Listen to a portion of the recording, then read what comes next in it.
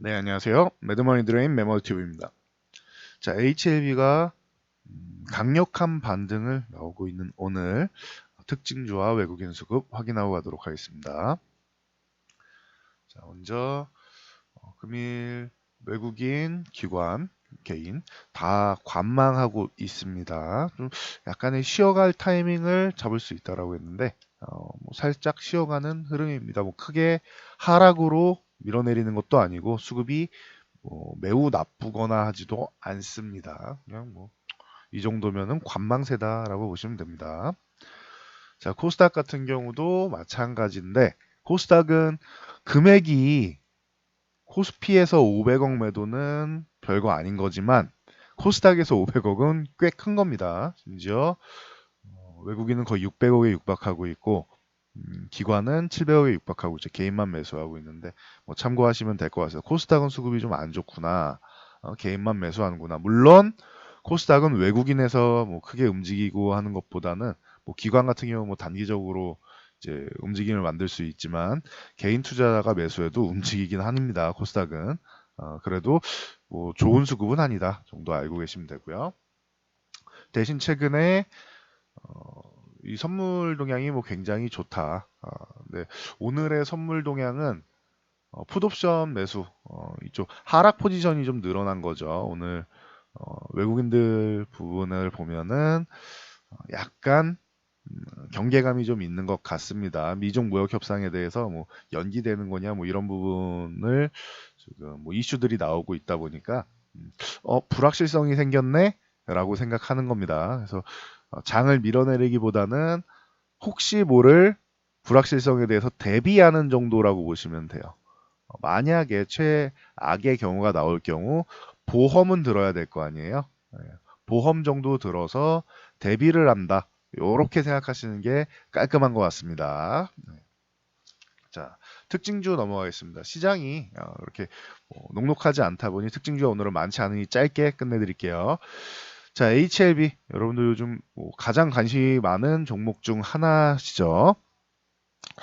기존에도 말씀드렸듯이 뭐 12만 5천 원까지는 뭐 열려 있는 구간이고 17만 원 구간에서는 저항을 받고 있다. 20만 원 이 구간에서 못 넘어간다라고도 계속 말씀드렸죠.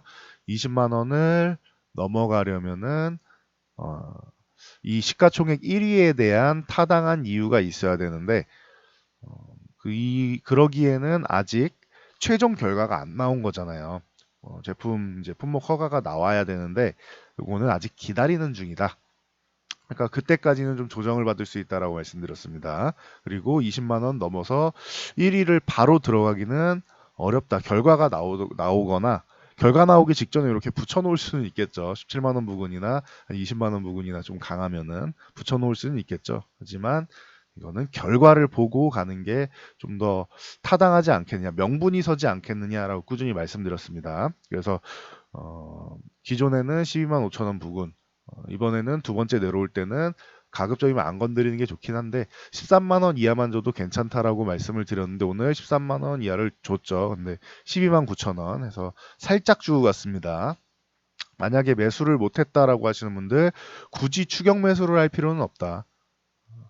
추세가 지금 상승 중이고 다 좋아요 그런 거는. 그리고 15만 원 돌파했을 때 원래는 매수해도 되는 건 맞지만 지금은 조정 구간이기 때문에 조금 쉬어가는 게 낫습니다. 굳이 내가 원하는 가격을 안 주면 매수 안 한다의 개념으로 가는 게 맞아요. 그러니까 이 부분만 명심하고 대응하시면 될 것 같습니다. 아직도 최소 보름은 남은 거잖아요. 30일 딱 지켜서가 아니고 30일 이내니까 약간 일찍 나올 수도 있어요. 이 부분은 그냥 30일 걸린다 생각하고 그냥 편안하게 보시면 됩니다. 그래서 지금도 한 보름은 최소한 보름은 남았다 생각하시면 될 것 같습니다. 그 정도는 조금 더 쉬어도 되고 조정을 보름 정도 남은 기간쯤에 마지막 부분의 조정을 살짝 마치는 정도로 해주면 가장 좋다. 이렇게 보시면 됩니다. 그래서 급하게 움직이지 마세요. HLB는 제일 중요하기 때문에 좀 자세히 말씀드렸고 네오크레마 지금 마이크로바이옴 쪽으로 뭐 이슈가 확대되고 있죠. 그래서 갈락토 올리고당 개발 및 사업화에 성공한 이 네오크레마가 부각을 받고 있습니다. 그래서 지금 요 그 8,000원 구간 넘어간 건 좋아요. 근데 추가적으로 상승을 못 하고 있는데 8,000원 유지해 줘야 되고요. 사실 오늘 같은 날은 상한가에 들어가 줘야 돼요. 지금 뭐 자체적으로 이 기업에서 뭔가 엄청난 거를 이슈를 만든 게 아니고 외부 이슈를 끌어와서 이거 연관된 기업이야 라고 테마 바람을 탄 거잖아요. 거기에 플러스 알파로 최근 바이오 쪽 섹터들이 어, 굉장히 이슈가 핫하죠. 그래서 뜨거운 이슈를 갖고 있어서 연관돼서 올라간 거니까 이럴 때는 테마 바람이 불 때는 상한가에 들어가 줘야 됩니다. 못 들어가면 약한 거예요. 저는 보통 그런 매도를 하고 만약에 8,000원을 이탈한다면 장중에도 매도를 합니다. 잘못해서 이렇게 쪼르륵 미끄러지면 안 되잖아요. 그러니까 8,000원을 이탈하면 가능성이 있기 때문에 8,000원은 유지해 줘야 된다. 그러면은 최소한의 것은 해준다. 근데 저라면 상한가 못 들어가면 절반이라도 매도할 것 같습니다. 썬데이 토즈. 자, 기존에도 말씀드렸는데 이렇게 올라올 때 초기부터 두 번이나 말씀드렸죠. 그 디즈니 팝타운의 이제 일본 다운로드 순위가 2위. 안정적으로 지금 뭐 안착하고 있는 거 아니냐라고 시장에서 보고 있습니다. 그리고 내년 1월에 이게 벌써 포까지 나왔습니다. 애니팡이 벌써 포까지 나왔습니다. 애니팡4 출시 예정이라서 이 부분에 대한 기대감도 있지 않겠느냐. 근데 뭐 옛날만큼 애니팡이 그렇게 뭐 기존에 좋아하시는 분들은 있겠지만 옛날처럼 선풍적인 인기를 끌거나 하지는 않으니까 너무 과도한 기대감을 보이진 않는 것 같아요. 외국에서나 성공했으면 좋겠네요. 자, 흥하해운. 썬데이 토준 24,000원 이후가 중요합니다. 가격 정도는 봐드려야죠. 24,000원 돌파하는 게 중요하고 돌파 못하면 24,000원 구간이 매도 구간이다. 흥하해운 같은 경우는 부동산 매각 소식. 서울 문정동에 있는 본사 사옥이랑 필리핀 수빅의 리조트 부지. 이게 비핵심 자산이기 때문에 유동성 확보를 하겠다라고 합니다. 해운주가 그만큼 안 좋다라는 거예요. 본사 사옥 매각하고 이럴 정도로. 그러니까 참고하시면 될 것 같습니다. 매매 대상은 아니죠. 금호전기 같은 경우도 마찬가지 매매 대상은 아닌 것 같습니다. 근데 4,000원 돌파 시도가 나오는데 이낙연 테마주로 해가지고 엮이고 있죠. 차기 대선 주자로 거론되고 있으니까 네. 이거는 간단히만 말씀드릴게요. 대선 주자로 거론될 때 무슨 동창 무슨 지연 뭐 이런 학연 지연 혈연 같은 거 있잖아요. 뭐 호남 지역 기반이라서 금호전기가 대두된 건데 이런 학연 지연 혈연 같은 경우는 저는 그렇게 좋아하지 않습니다.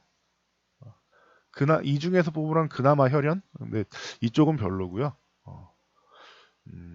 차라리 이 특정 후보가 가능성이 높다 생각되면은 해당 후보가 추진하는 정책 쪽을 보세요. 정책. 어떤 정책을 할 것인가.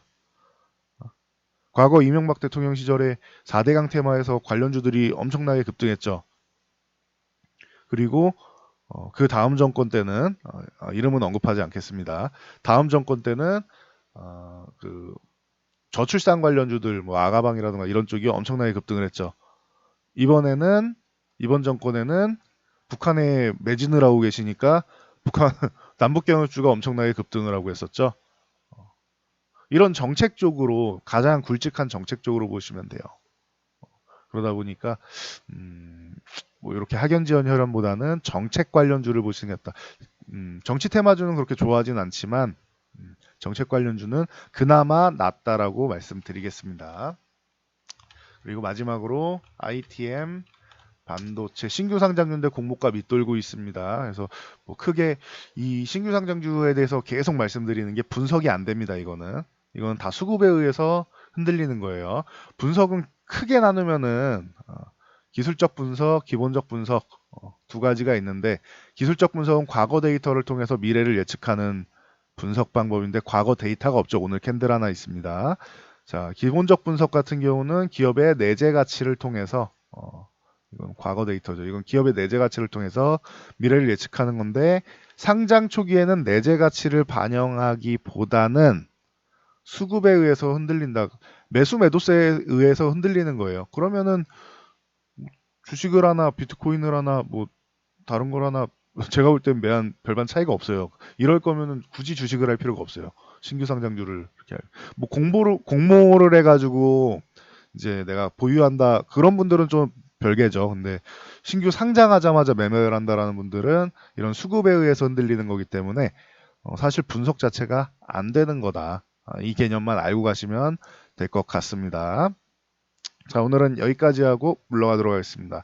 여러분들의 구독과 댓글은 영상 제작에 큰 힘이 됩니다. 모두 성공 투자하시기 바랍니다.